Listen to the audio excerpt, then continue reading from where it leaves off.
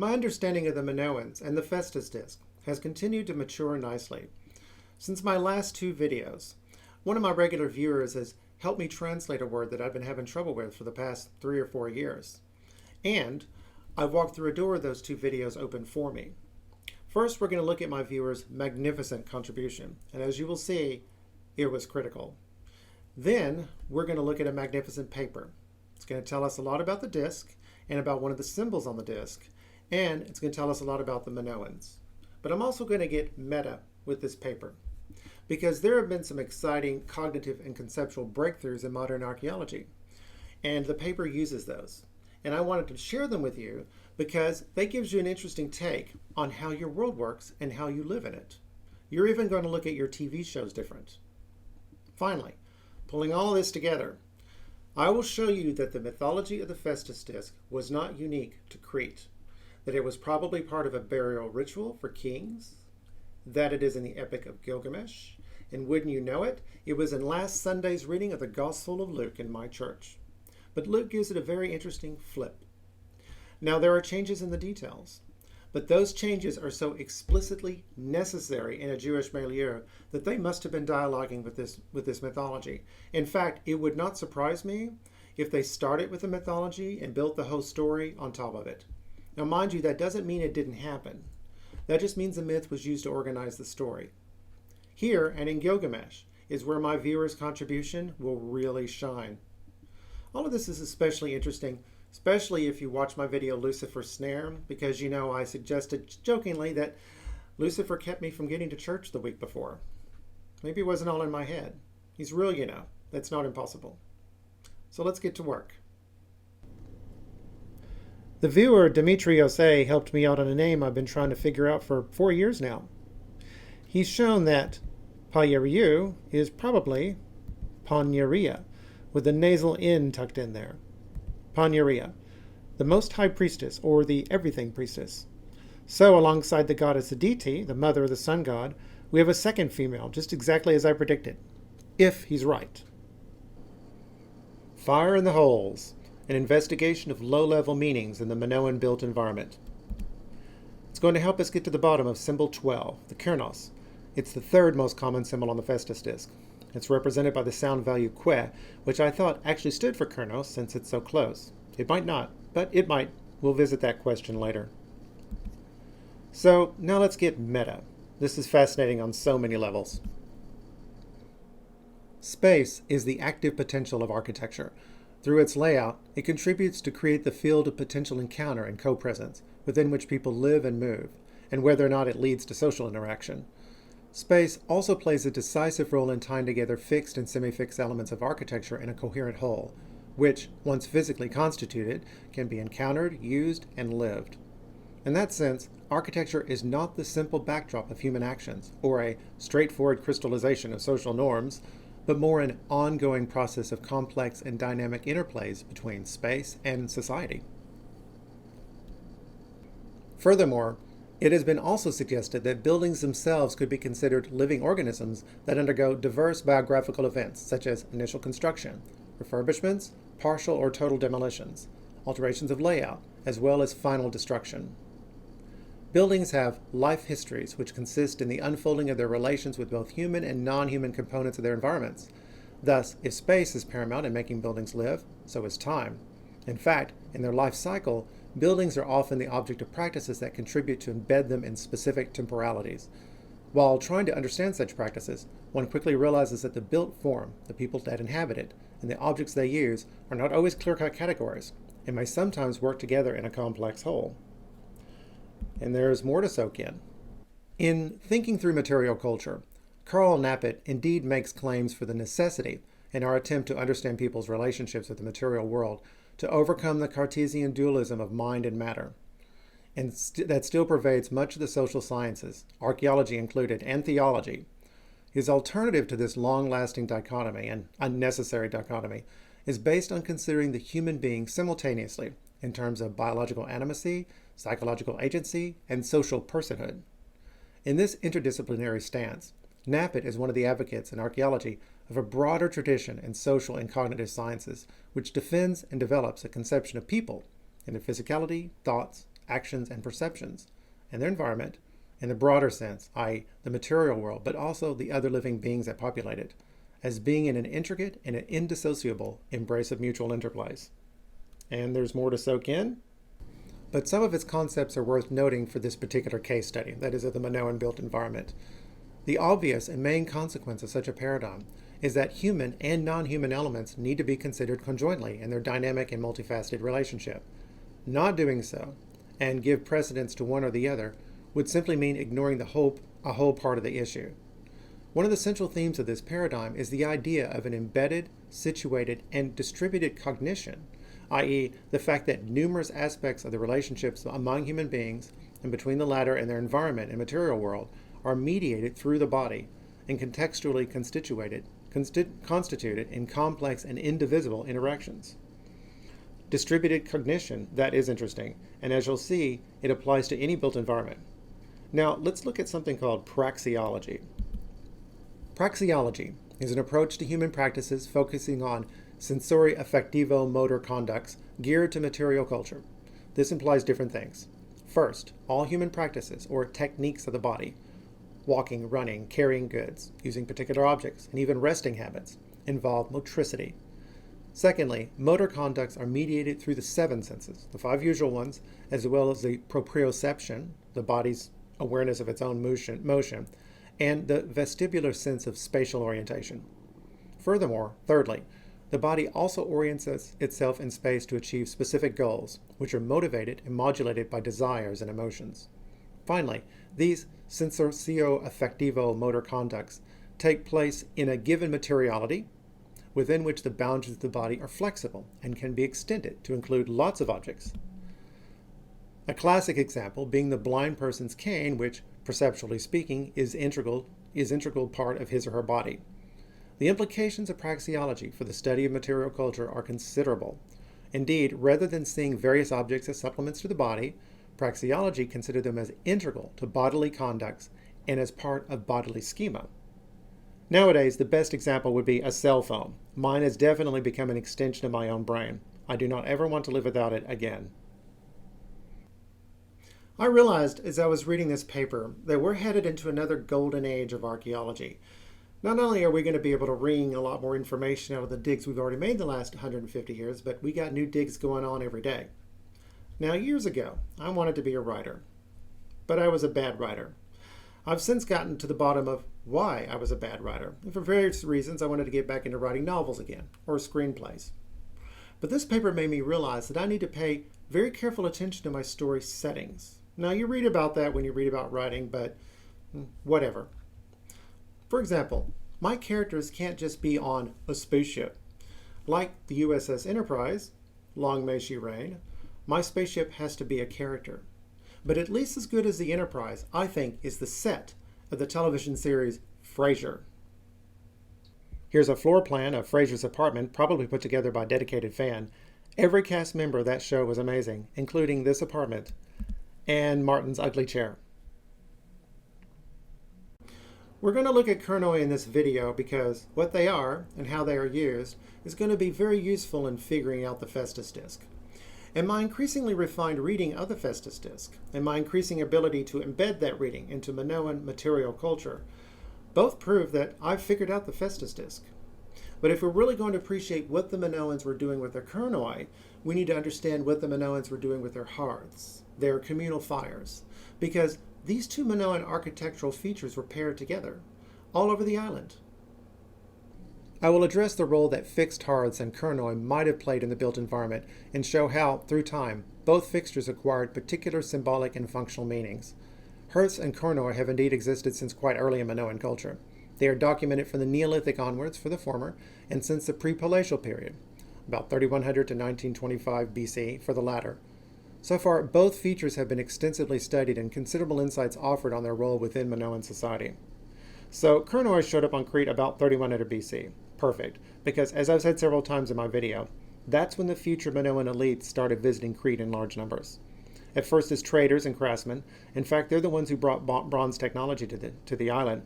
And then about 2200 BC, they migrated to Crete in large numbers in response to an ecological collapse, the nature of which we still don't know.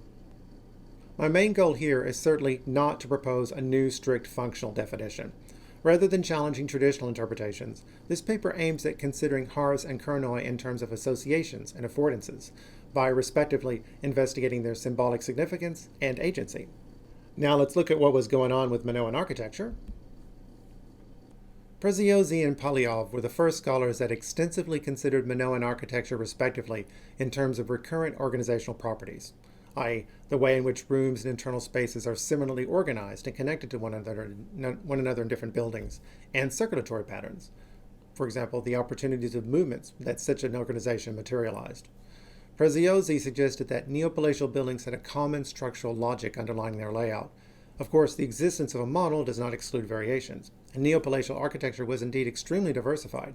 For example, even if they share common properties, no palaces are totally alike. And non-palatial and or domestic buildings range from small and simple structures to large and complex estates. Furthermore, the adoption of the palatial style is not homogeneous.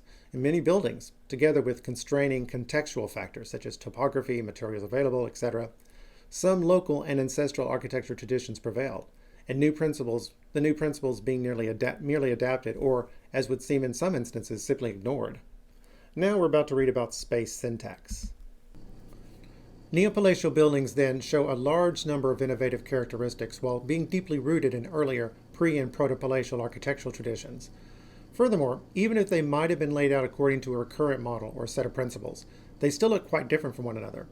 I recently considered this issue in analyzing over 70 neopalatial buildings, from modest domestic structures to monumental palaces. Using space syntax, this study was especially concerned with architectural configuration, that is to say, the ways in which internal spaces and rooms are interconnected, open to one another or not, organized in sequences, kept apart from one another, closely associated with the outside or remote from it. Consequently, issues of movement to and within a building, as well as the control exerted upon it, and the patterns of encounter avoidance between its users were underlined. Through this analysis, a genotype, a recurrent set of principles that permeate neopalatial architecture, was underlined and described. Space syntax is the new kid on the block. Just as languages have rules of syntax that tell us how we're supposed to put together their sentences, space syntax is an emerging set of rules that tell us what the building sentences were telling us. Were they wide open, or did they restrict people's movements? How many rooms could you see from one room in particular? How easily could you see that room from all the other rooms? What does this tell us about the people who built these rooms? Now, there's a long-standing argument about whether or not the Minoans had kings. The iconography indicates that they certainly did. My reading of the Phaistos Disc is starting to indicate that they buried kings. The fact that they had common set of rules of space syntax covering most of the island indicates that they had kings, but the fact that there's such a wide variety of buildings, some of which ignore the rules altogether, indicates that they weren't very strong kings. Minoan seals, which are used to seal documents and products, also indicate the island was not strongly centralized, thus indicating relatively weak kings. Now, the Phaistos Disc was created right near the end of the Middle Minoan. This paper is concerned with the Late Minoan that followed right after. Let's see how things changed.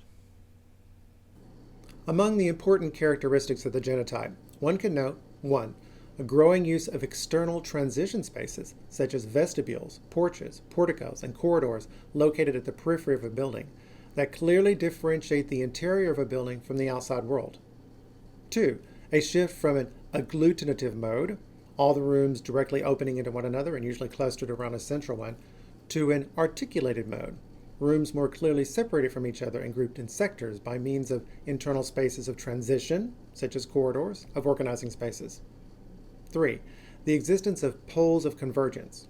Rooms are open spaces that are closely connected to all other rooms in the building. Such rooms formed a hub for most of the trajectories that crisscross the building, and therefore constituted a place where people could have easily congregated. Transition spaces, this is where the kernoi will be used. Poles of convergence, these are the hearths.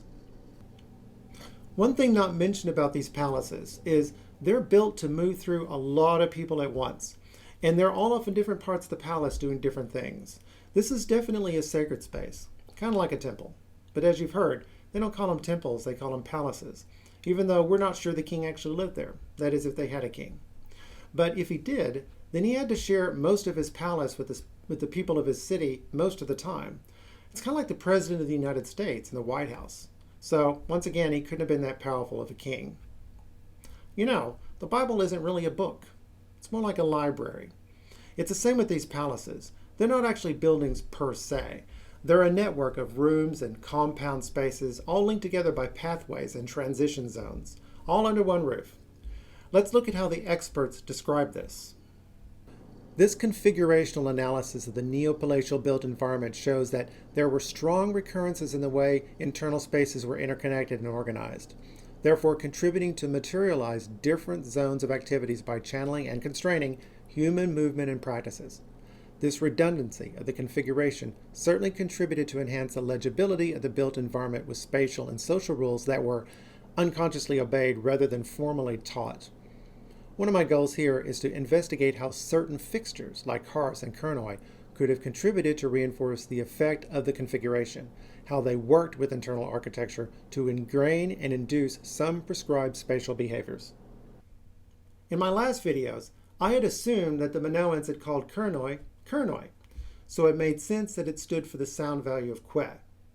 Well, not so fast. The term kernos is potentially misleading. Originally, it was used to describe a clay vessel, primarily used in the worship of the Eleusinian deities. These are female deities. It took the form of a pedestal bowl with flaring rims, often, although not invariably, provided with small attached receptacles, or kutaliskoi. Xanthudides was the first to use the word kernos to define the function of several multiple vessels of clay and stone, dating from periods from early Minoan II through late Minoan III. He connected them with stone libation tables and other objects which were all considered receptacles for offerings to the gods or the dead. Nevertheless, the term kernos remained in use for a specific type of stone container, also called block vase. The Minoans could still have called them kernoi, and the Greek kernoi could have been the last surviving example of these, so the obvious sound connection between que and ke might be a coincidence, or it might not be. So, what are these used for? Let's read what the experts have to say. By analogy with the later clay vases used by the Greeks, Phaistos A in 1928 firstly used the term kernos to describe the circular stone fixture with regular sets of little carved depressions embedded in a terrace close to the southwest corner of a central court of the Palace of Malia. From this analogy of form, Phaistos A extrapolated an analogy of function, interpreting it as an offering table. Soon after, on the basis of the same evidence, Evans disregarded this interpretation and treated this type of cup slab as a kind of game board, a proposition originally made by Harriet Boyd for a similar stone slab of later date found at Kavusi. Since then, they've either been assigned a ritual, usually an offering table, or a more secular function, usually as a game board. Nevertheless, some scholars also noted that these two interpretations were not necessarily mutually exclusive, whereas others did not really give total credit to either one or the other. The most comprehensive study on the subject was conducted by Hilborn. His detailed and exhaustive analysis led him to believe that, with the exception of some monumental and prominently located examples, most of Minoan cup holes, a more neutral term that he prefers to kernoi, were indeed game boards. Nevertheless, he also willingly admits that such activities could have had strong ritual connections and implications. More recently, Kukuzi, in 2010, this first one was 2003, proposed a reassessment of the kernoi's functionality, in which he insisted on the fact that the settings of many of these stones with depressions pled in favor of a function related to the redistribution of goods, maybe in the form of a ritualized game. So the Greeks used kernoi to distribute the various offerings to the goddesses, a behavior with their kernoi they might have inherited from the Minoans with these, whatever they called them, which argues in favor of the Minoans actually calling them kernoi. And I must be fair to myself, the coincidence of the que sound for this symbol and the kernos legitimately supports that argument. But the clear indication that these were games also keeps popping up. So let's look at how and where they're used. The number and size of depressions is also quite variable, and the presence of a larger central hollow is not systematic. The type of stone varies, but limestone, sideropetra, appeared to have been preferably used in Malia, Moklos, and Gornia. Stone kernos are tested since the pre-palatial period, but most of them date to the proto-palatial and neo-palatial periods. They were found in funerary context, at the peaked sanctuary on top of Mount Euctus, but also in settlements, often in close relation to courts or the so-called theatral areas. More precisely, Hilborn underlined that around 70% of the Kornoi selected in his catalog were actually carved on pavement slabs located in stairs, theatral areas, courts, or streets. He considered these areas open, easily accessible, public, and multifunctional, and insisted that it strongly pled in favor of a more private, profane, and mundane function, such as gaming, for the cup holes located in such places. Funerary context. This is very prominent use of Kornoi. Of course, that perfectly jives with my translation so far of the Phaistos Disc. Here is a spectacular example of Minoans using Kornoi in funerary contexts. The other Kornos was found on a paved terrace to the south of Building B2. This area was closely connected to an ascending platform along the south facade of B2. Both produced a large number of conical cups, probably used as lamps, and deposited there during a ceremony certainly connected to the pillar crypts and the altar to which the platform led. So at this building, which is in Eastern Crete, the last act of the people who used it was to perform a ceremony honoring the dead. Then they all put down their torches and walked away. So when you put it all together, where were the Kornoi used by the Minoans? When considering these examples, one thing clearly stands out. Most of the Kornoi were embedded in or close to transition spaces or passages. Chapouthier was the first to insist on this specificity and noted that les rites autour de Kornos sont essentiellement des rites de passage. He sees the Kornoi in the palace at Malia, together with other stones marked with small depressions, as related to libations and contributing to sanctifying the approach to specific locations within the building. This notion of passage or transition associated with Kornoi was also evoked by other scholars, but remained curiously absent from more recent studies. Transition. In the case of the Phaistos Disc, transition from the land of the living to the land of the dead. This was clearly a common theme with the Minoans, which takes us back to the two women, the mother of the sun and the mother of men. Their very bodies are transition spaces. The Phaistos Disc is turning out to be a lot more information-dense than I suspected. The fact that the Greeks would later use Kornoi to worship mother goddesses indicates the Minoans probably, actually, call them Kornoi. Now remember, the Kornoi were consciously linked with the hearths, which were used thusly. The rooms listed in Table 1 were indeed poles of convergence. They were the functional core and central focus of the household or social group in charge of the building. In these rooms, the central hearth was first and foremost a communal hearth. As Minotakis pointed out, in domestic contexts, several functions could be, and more than probably were, associated with one hearth, whereas in more monumental and public buildings, like the Palace of Galatas, the different functions demanded different hearths. This combination of a central and primarily but not exclusively social hearth and a more functional hearth, whether for cooking, ritual practices, or industrial and artisanal activities, or simply a combination of these functions, is not unparalleled in neo-palatial architecture. It can also be found in domestic architecture, like, for example, in the Maison de la Façade Redon.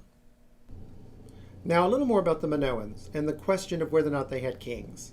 I think the Minoans and the Romans are basically the same people, and so they were organized along the same social lines. I call this the eminent man culture at first, although taking my cue from the Romans, I later started calling it the Magnus Vir culture. That's Latin for great man. It's an informal network of people, and you have important men and families rising up to become important nodes in the network. Now this is called a scale-free network, and that's what the internet is. It's very robust, very stable. But if the nodes are hijacked by hostile aliens, then they can take over the whole network, which is exactly what you see on the internet with places like Facebook and Google and Twitter, the majority of which is owned by the Saudis, which I think should be completely illegal. Individuals might become nodes in the network by being important military leaders or religious leaders or poets. Now, as this is a kind of social organization, it's not surprising there's a sociological term for it. It's a heterarchy. The opposite is a hierarchy. This is the way Florence was organized during the Renaissance, and this is the way the Republic of Venice was organized throughout the Middle Ages and into the early moderns. I have a strong suspicion that Venice was a reincarnation of the old Minoan thalassocracy, or Empire of the Sea, so it is fitting that her serene republic would rule Crete for almost 500 years. But these skill-free social networks are not only vulnerable to being hijacked by hostile aliens, they can also turn sour under the logic of their own internal momentum. This is what we have in southern Italy with the mafia. And most famously, this is what we have in the toxic decades leading to the collapse of the Roman Republic. I think we can add the collapse of Minoan civilization to this. So there's not much room for a king, but as the Romans showed, you could still have one. He just wasn't that powerful, which is exactly what the remains of Minoan material culture are telling us. In this paper, Driesen discusses the Levi-Straussian concept of house society, société en maison, its excessive reassessment and redefinition, as well as its potential applicability in the case of Minoan Crete. As in other societies, in Bronze Age Crete, houses would have formed corporate groups constituting the primary unit of production and consumption, and would have defined themselves essentially through their locus boundness and intergenerationality. In other words, houses can be more generally considered social groups of variable size, practically and symbolically centered on an estate, a building or another. This spatial anchorage and the actions involved with its preservation participate in perpetuating the group identity and serve to configure its status vis-a-vis other houses within the larger society. The concept of house is particularly powerful in the sense that it does not simply equate affiliation of a group with kin or lineage, but considers membership as resulting from multiple strategies and practices related to kinship, economics, religion, and politics. Furthermore, although house societies imply communal living, they are far from egalitarian. Social hierarchies and inequalities, especially through ancestry and inherited titles, are part of their essential features. And yet, around the central hearth, everybody gathers, regardless of ranks. It means that together with their key role in social reproduction, central hearths might have also played a decisive function in terms of spatial solidarity. In space syntax, spatial solidarity is linked to the generation and the built environment of people's contiguity and encounter. In Neopalatial architecture, the poles of convergence are the configurational materialization of spatial solidarity in many different types of buildings. They formed areas to which people had equal access, in which they shared equal rights, places where local interactions, depending on spatial proximity, such as communal meals, took place.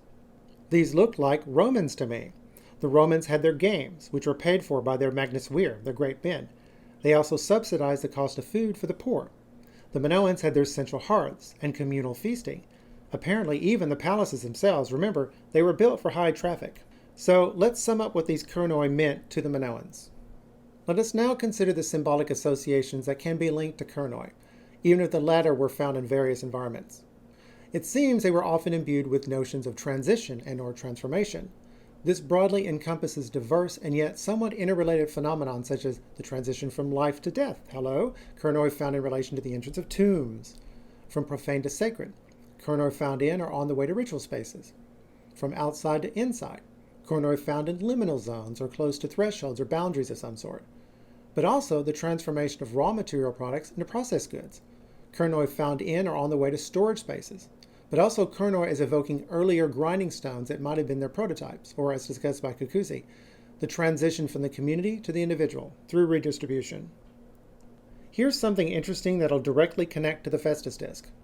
A challenging starting point is to consider central hearths and Kernoi as pivots for microscale human action, as defined by Nappet. A pivot acts as a focus for shared gaze or joint attention, thereby bringing artifacts into the domain of social interactions. Joint attention is a fundamental notion in developmental psychology. In its stricter sense, it is a process of sharing one's experience observing an object or event by following gaze, pointing gestures, or other verbal or nonverbal indications. Interesting because the hides on the disc, which I think represent the sky, literally pivot around the Kernos. There's that pivot word I told you about. Here beside the Kernos, here flipped and underneath the Kernos. Now let's look at how the Kernoi were actually used. Nappet's use of the term is somewhat looser. The pivotal artifacts are considered some sort of material hubs of attention through which several people, not necessarily two, share a range of sensory experiences that ultimately can contribute to channel human action or place obligations on the behavior that people adopt between themselves or in relation to objects or particular spatial settings. Such pivotal architects can play a crucial role in scaffolded learning. Okay, let's go on. Usually referring to apprenticeship in the acquisition of a particular skill or set of skills, adze napping in Indonesia and the work of Stout. This concept can also be extended to the adoption of appropriate behaviors. In both cases, the process of scaffolding is made possible by particular and deliberate manipulation of social and physical material circumstances to which people adapt their perception and action. As noted by Nappet, These scaffolds are locked to specific gestures and sequence of actions, and their spatial configuration is significant. Basically, no task, no behavior or practice exists apart from the physical and social matrix that give them structure and meaning. These contextual information needs to be taken into consideration in as many details as possible if one hopes to understand the specificities of such tasks, behaviors, or practices. Now, let's look at an example. If one takes the Kernoid to start with, one could imagine that, as gaming boards, they might have been used as pivots for scaffold learning. In his discussion on the type of games that Minoan cup holes could have been used for, Hilborn specifically insisted on the race or alignment games. This type of game is usually won by reaching a position before your opponent. They usually necessitate a basic understanding of movement and placement rules, but in more complex versions, notions of spatial distribution, encounters, and pathfinding are also relevant. Of course, Minoan Kernoid are usually relatively simple in terms of layout, and therefore the games they might have served were probably relatively straightforward. Nevertheless, even if the ultimate goal was to cross the finish line with game pieces, more detailed rules regarding how to capture, block, jump a piece, or which holes to avoid or seek could have existed and implied an in-depth learning. Even if leisure or entertainment could have been primarily sought, playing and learning how to play might well have farther-reaching outcomes. Now let's see how they might have been used in the actual palaces. The following example is totally imaginary, but underlines the type of logic that might have been involved in such a scaffolded learning. Black pebbles, women, can have access to this space but must avoid this area of the board. White pebble, men, have to cross two specific points before reaching an area on the board where they can be gathered. Terracotta beads, children or youth, can only access this point if it already contains an adult, that is to say, a black or white pebble, etc. By playing the game, pivotal artifacts, the board or the markers in this case, could have been useful scaffolds to ground complex requirements and ingrain appropriate behaviors to prepare the learner to a real experience in the built space. If any surface with cup holes, whatever its location, could have been used for scaffolded learning of specific rules applying to movement and occupation of different categories of users in the built environment, the Kernoid located within the latter could also have been mobilized in a slightly different fashion. And finally, let's sum up how the hearths and the Kernoid would have worked together in these buildings. If one follows the imaginary but indicative account given earlier to illustrate our point, the Kernoid could then have been used by a child or a youth to identify the presence or absence of an adult, black or white pebble, in the room, to which he or she wanted to get access to and therefore behave appropriately, the presence of an adult being mandatory in the previous example. In the same logic, passing a Kernoid, maybe with other markers placed in specific fashions, would have triggered particular memories in an adult wishing to reach a specific area of the building and help him or her take suitable actions during the completion of his or her navigation through the built environment. Finally, let's sum up how the hearths and Kernoid would have worked together in these buildings. Central hearths, occupation, congregation or integration, spatial solidarity, agglutinative layout, layering. Kernoid, movement, selection, segregation, transspatial solidarity, articulated layout, networking. Okay? Spatial versus transspatial, contiguity and encounter versus analogy and isolation. Push me, pull you. Now, before I move on to my showstopper of a climax, here's one more discussion of whether or not the Minoans had kings, and how powerful those kings were if they did have them. It's about those hearths. As argued above, central hearths were, first and foremost, communal hearths, the fixture where affiliation to the social group was negotiated, the place where spatial solidarity was paramount. There were also pivotal artifacts in various ways. Whereas Wright convincingly underlined the importance in Mycenaean society of the hearth Wanax ideology, Wanax is king, with the hearth symbolizing the center of the state and being part of a cult institution, rituals through which the ruler maintained its legitimacy. In Minoan Crete, it seems more promising to consider the central hearth as symbolizing the locus boundedness and perpetuity of the social group. So at least when it comes to the communal fire, these are two completely different worlds. If you were standing around the hearth of a Greek king, you better make damn sure you were invited. And now for the epic finale of my video. I've been reading the Epic of Gilgamesh, a real epic, in preparation for yet another video. And since I'm primed to look for the mythology of the Phaistos Disc, I know it when I see it. And here it is. In the following scene, the sun god, Shamash, is descending into the bosom of his mother, while death is closing in on our king. O Gilgamesh, lord of the plain of Kulab, the world grows dark. The shadows have spread over it. Now is the glimmer of dusk. Shamash has departed. His bright head is quenched in the bosom of his mother, Ningal. O Gilgamesh, how long will you lie like this asleep? Never let the mother who gave you birth be forced in mourning into the city square. There are your two women. So, when the sun disappears, where will he be for the next 12 hours? According to them, in the land of the dead. All this is exactly what you see on the disc by my reckoning. I think this is how the Minoans associated the two mothers with gladiatorial combat, which I think they invented. By the life of Ninsen, my mother, who gave me birth, and by the life of my father, divine Lukabanda, until we have fought this man, if man he is, this god, if god he is, the way I took to the country of the living will not turn back to the city. Once again, his mother, who was his way and our way into the country of the living. She will not turn back to the city until he has had this fight. The logic of gladiatorial games, learning to die well. All of this reminds me of an old Spartan saying.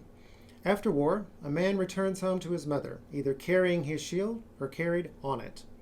They say that because when a man abandoned the field of combat, he would throw away his shield so he can run faster. By the way, Gilgamesh's mother was a goddess and a priestess. So Demetrios A is probably right about who Paya-Ryu is. And if he's right about that, that means we're looking at a fourth language on the Phaistos Disc. I think I've demonstrated Italic. I would have known there were two women on this disc had I not assumed that at least the Minoan elites spoke Italic. I know I've found Hattic, and it wouldn't surprise me if native Cretans spoke that language. That was a language that was spoken before the Italic speakers turned up. And I've probably found Hittite as well, although that route was kind of torturous, I will grant you.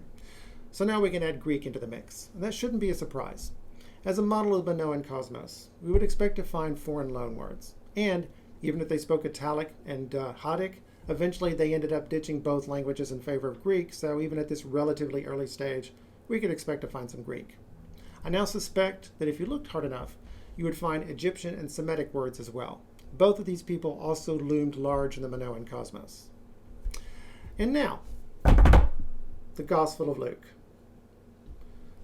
Knowing what you know now, knowing that it's Christmas time, Merry Christmas 2018, and maybe having read the Gospel of Luke, where do you think I'm going with this? That's right, I'm headed to the Magnificat. During those days, Mary set out and traveled to the hill country in haste to a town of Judah, where she entered the house of Zechariah and greeted Elizabeth. When Elizabeth heard Mary's greeting, the infant leaped in her womb, and Elizabeth, filled with the Holy Spirit, cried out in a loud voice and said, "Most blessed are you among women, and blessed is the fruit of your womb. And how does this happen to me, that the mother of my Lord should come to me? For at the moment the sound of your greeting reached my ears, the infant in my womb leaped for joy. Blessed are you who believe that what was spoken to you by the Lord would be fulfilled." Two women. One carries a god, the other carries a man. The Jews did not have priestesses or goddesses, so the woman carrying the man is the mortal wife of a priest instead. You see how Demetrios A's contribution was key to unlocking all of this? Look for the priestesses, or the next best thing if you can't have that.